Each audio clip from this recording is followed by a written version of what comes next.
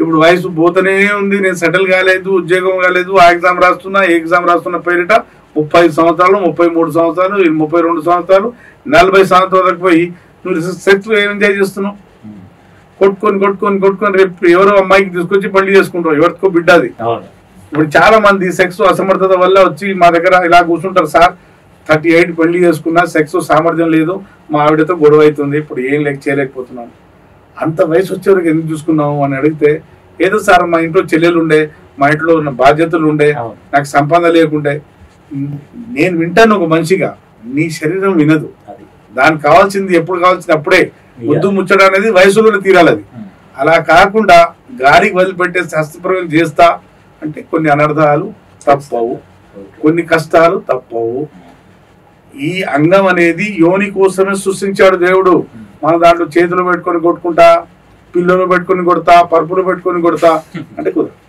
కానీ side effects ఉంటాయి దానికి. అంగము ఇప్పుడు చాలా మందికి డాక్టర్ దగ్గర పోయి ఇక్కడ ఇంజక్షన్ ఇస్తారు, చూసిన రక్తం పోవట్లేదు బాబు, నీకు ఇక్కడ ఇన్సఫిషియెంట్ ఉంది, ఆర్టీరియోజెనిక్ కిడ్నీ రాసేస్తారు. ఇక్కడ ఎందుకు వస్తుంది ఆర్టీరియోజెనిక్ కిడ్నీ? హస్తప్రయోగం చేసుకోవడానికి వస్తుంది. కొవ్వు కూడుకోవటం, కాల్షియం కూడుకోవటం లేక హస్తప్రయోగం వల్ల ఇక్కడ ఉన్న ఆర్టరీస్ వెయిన్స్ కూర్చుంచుకోవటం వల్ల ఆర్టీరియోజెనిక్ కిడ్నీ వచ్చాయి. లేదా అంగంలో వచ్చిన రక్తం బ్యాక్ వెళ్ళిపోతుంటది, వీరోజెనిక్ కిడ్నీ వచ్చే, టైప్ 2 కిడ్నీ వచ్చాడికి హస్తప్రయోగం వల్ల. ఇప్పుడు చాలా మంది డాక్టర్లు కూర్చొని నోటికి చెప్తున్నారు, మెడికల్ సైన్స్ మాత్రం వద్దంటుంది. హస్తప్రయోగం చేసుకుంటే మనకు సాటిస్ఫాక్షన్ ఉంటుంది, అది ఉల్లాసం, ఎందుకు ప్లెజర్ పొందుతాం కదా. ఎండార్ఫిన్ అనే హార్మోన్ రిలీజ్ అవుతుంది, మన వీర్యం బయటకు వస్తూ రిలాక్స్ గా ఉంటది, కొంచెం నిద్ర వస్తుంది, పడుకుంటాం అప్పుడు. కానీ దానివల్ల నష్టం. ఇప్పుడు కొంచెం లేదు ఆల్కహాల్ తీసుకోండి అంటున్నారు.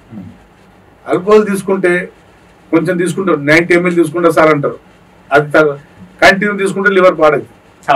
ఇప్పుడు ఇక్కడ ఒక బీరు ఉందంటే, చిల్డ్ బీరు, ఓ వాటర్ ఉంది. బీరు తాగినా దాహం తీరుతుంది, మనకు దాహం అవుతుంది.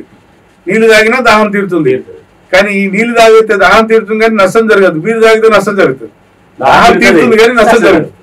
అదే ఉల్లాసం, హస్తప్రయోగం చేసుకుంటే వీర్యం వస్తుంది బయటికి, ఉల్లాసం కలుగుతుంది, కానీ నష్టం మాత్రం కలుగుతుంది. అది చెత్త వినదు.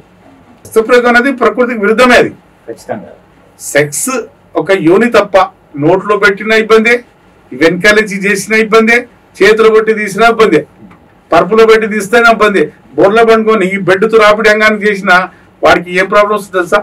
ప్రోన్ మస్టర్బేషన్ అంటారు. బెడ్ మీద రాపితే వాడికి టైప్ 2 ED లేకుంటే ఫ్రాక్చర్ అయిపోతుంది కొన్ని సందర్భాల్లో.